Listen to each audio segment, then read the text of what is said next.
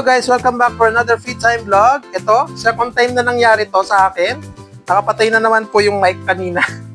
Tapos ko yung buong video, dami-dami kong pinagsasabi. Tapos wala rin pinuntahan dahil walang boses.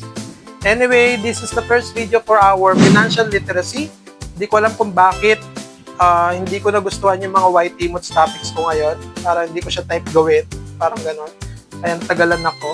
Anyway, financial literacy tayo today. And ang topic natin is bakit walang natira sa sahod mo and how to fix it. Let me check my mic first.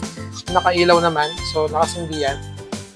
Ayan. So, saan nga ba napupunta ang ating mga sahod? Bakit walang natitira sa sahod natin? Ayan. Ang unang-unang ang unang-unang reason is instant gratification. Ano yung instant gratification? Simply put, yun yung reward system. Okay? Sample lang is reward system. Yun, mas madaling intindihan yun kaysa dun sa instant gratification. So, reward system. Kapag nagre-reward system tayo, guys, sahod natin, kailangan nating i-budget yan. Okay? Okay lang mag-reward system, guys, kasi kailangan natin yun. Kasi, lalo na pag nagtatrabaho ka ng maigi, di ba? Kailangan natin rewardan yung sarili natin. Mag-Starbucks tayo, bumili tayo ng, mag-fast food tayo, yung tipong ganun. Pero kailangan i-budget natin. Baka sumobra kasi tayo dun sa pagre-reward natin sa sarili natin, hindi natin napipigilan, hindi natin nakikita na yung sahod natin, napunta lahat doon. O, di ba? So, kailangan natin i-budget din yung ating reward system. Siguro 1,000 in 15 days, pwede na yun, di ba? Or 500, mas maliit, mas maganda, di ba? Yun. So, next nyan is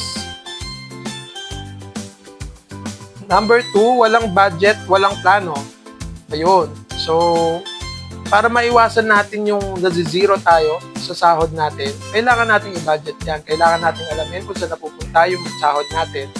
Diba? Meron silang sinasabi na 50-30 rule. 50-30-20 rule. Hindi ko pa nababasa yon. Wala akong idea kung ano siya. Alam ko lang, budgeting strategy siya. Siguro yung 50 dun sa necessities natin na gastos sa araw-araw, like pamasahe, pagkain, mga tipong ganun. Then 30 for, I think, savings. And 30, I'm not sure. And then 20 for emergency. I'm not sure pero sa ibang video, i-discuss ko naman yan. Ayun, so, kung yung reward system natin, yung instant gratification natin is magagawa nating i-budget like 1,000 for 15 days or 500 for 15 days, siguro naman yung buong sahod natin, kaya naman natin i-budget yan, diba? Like, i-compute nyo in minimal. Don't wanna mention kasi yung, basta wag ko na lang sabihin. Pero kasi mga tao, na ganito yung ginagawa nila. Kapag nag-set sila ng ganitong amount, budgeting to guys kapag nag-set sila ng ganitong amount para sa gastusin nila sa araw-araw, never nila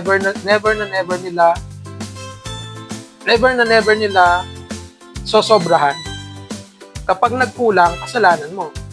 Like for example, yung 50% ng sahod mo, linagay mo sa pagkain mo o tsaka pamasahe. Pag yun nagkulang, kasalanan mo. Ibig sabihin, hindi ka makakapasok sa trabaho, hindi ka makakapasok sa pag-aaral, or hindi ka makakain. Meron mga taong ganun, guys. Strict rules sila dun sa budgeting na ganun.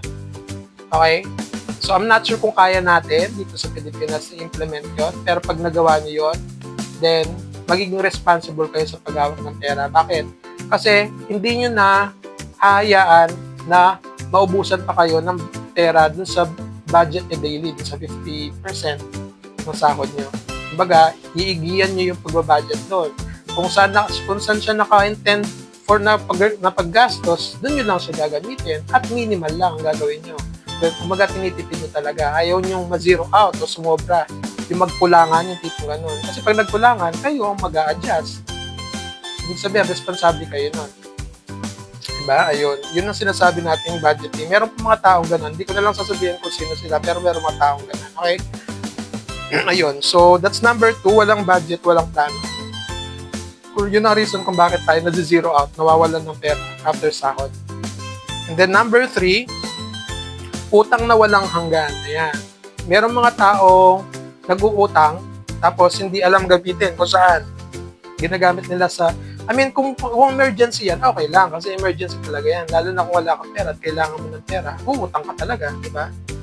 Pero kung umutang ka para lang doon sa reward system mo, pumunta ka sa ganyan, pumunta ka sa ganito, ayun ang mali.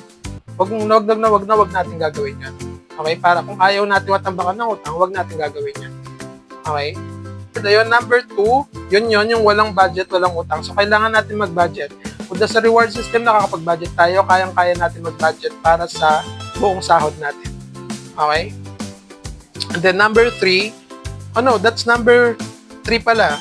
Utang na walang hanggan, no? Ayun, so meron tayong tinatawag na, merong positive way na paggamit ng utang, yun yung pag-business. Like for example, uutang ka ng capital, and then i-business mo. Ibig sabihin, patutubuhin mo yung pera mo. Pag tumubo, babalik mo yung capital, iuhulog-hulugan mo yung, habang inuhulog-hulugan mo yung habang kumikita ka, inuhulog-hulugan mo yung utang. Diba? Darating yung araw, darating yung buwan, matatapos mo yung utang na yun. Tapos, yung capital, nasa business mo na. Diba? Gagamitin mo na lang yung business mo na yun. Patutubuhin mo na patutubuhin. May pumapasok na pera sa'yo. Positive, di ba? Yung capital mo nandoon, tapos yung interest, kumbaga, yung profit, dumadami. Yun po yung tamang way paggamit ng utang. Okay? And then, dun sa number 4, lifestyle inflation. Totoo po yun, meron po talagang lifestyle inflation. Ang sabi nila, kapag tumataas yung sahod natin, tumataas din yung lifestyle natin. Yun ang maling gawain. So, kailangan, we have to live within our means, sabi nila, di ba? Ayun. So, ibig sabihin, kung ano lang yung kaya mo, yun lang yung gagastusin mo. Mas maganda, kung ano yung sinahod mo, tinitipid mo. Di ba? Ayun. Yun ang pinaka-best talaga yung pagtitipid. Kung meron namang, like for example, merong sabon, ginagamit mo yun sa pagligo everyday, di ba? Ayun. Kung meron naman sabon na, kung meron naman sabon na 50 pesos, bakit ka bibili ng 80 pesos sa sabon? Meron nga 50 pesos sa sabon, di ba? Yun yung way ng pagtitipid. Yun yung lifestyle inflation din. Okay? So, bukod dun sa lifestyle inflation na pagbili-bili ng mahal na mga bagay na hindi naman kailangan, meron din tayong tinatawag na yung totoong inflation in life. Yung inflation sa economy. Lahat po tumataas. Kuryente, tubig, gastusin, bilihin, pamasahe, lahat yan tumataas. So, depende na lang sa gobyerno kung pakikinggan nila yung mga nasa baba, di ba? Na ganito nga, mataas na ngayon, ganyan, kailangan taasan yung sahod para sa mga employees, di ba? Nasa kanila na yun. Or pwedeng babaan ng tax, kaya nung propose nila ngayon, gagawin nilang 400 yung cap, 400,000 yung cap. Kasi nga currently 250 lang eh. After 250, tinataxan na tayo. 250,000 annual. So sa loob ng isang taon, yung 250, discounted na yon, walang tax yun. Pag tumaas ng 250 yung kinikita mo sa buong taon, yun ang taxa nila, yung natitirang yun. Pero balak nilang taasan, gagawin nila ng 400,000. Okay, so ayun. So, advantage natin yon. Thank you dun sa nakinig sa mga taong bayan na gawa ng paraan yung pagta-tax na yan, diba? Ayun. Tapos, tungkol sa dun, balikan natin yung budget, ayun. Apart ng 50, 30, 20, di ba sabi ko savings, merong balita kasi ngayon na may 20% tax na yung savings sa bangko. Hindi po totoo yun. We have to make that clear. Ang tataksan po doon yung interest na ibibigay ng bangko, yung savings mo, yung interest yung savings mo, yun ang tataksan. So, maliit lang yun kasi sa bangko guys, maliit lang ang tubo eh. Kahit kunin pa nga lahat ng gobyerno yung tubong yun, walang problema eh, kasi napakaliit lang. Centimos lang, lalo na kung maliit lang ang pera mo. Ngayon, kung milyon-milyon ang pera mo sa bangko, ayun ang malaki ang tawag ito, ang interest. Malaki rin ang magiging tax, which is 20% nga.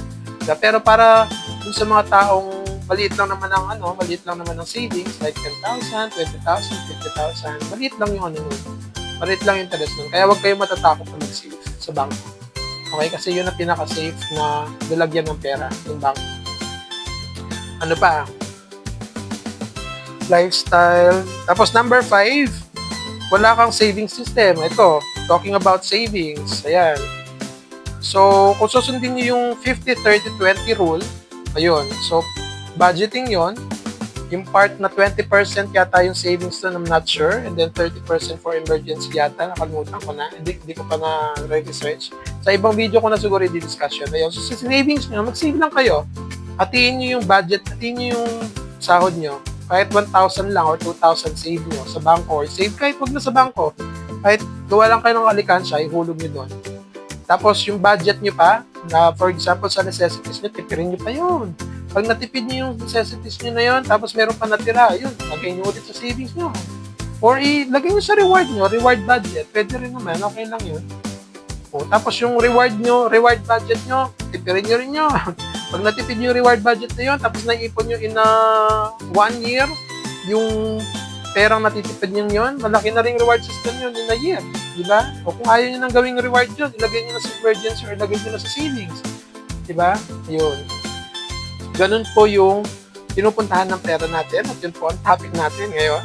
At yung mga binanggit ko lang is yung mga ways para mapigilan yung pagiging zero ng ating sahod. Okay? Hopefully, long na tong video na to. Asal ako kasi na hindi na naman ako na ganda sana ng discussion kanina. Tuloy-tuloy at saka organized. Ngayon medyo sabog na yung discussion. Anyway guys, panoorin. This is my first video for financial literacy. Abangan nyo yung other videos ko for financial literacy. I-discuss natin yung 50-30-20 rule na yan in other videos. Promise ko yan. And then marami pang topics for financial literacy. Okay, thank you so much guys. Take care, bye-bye.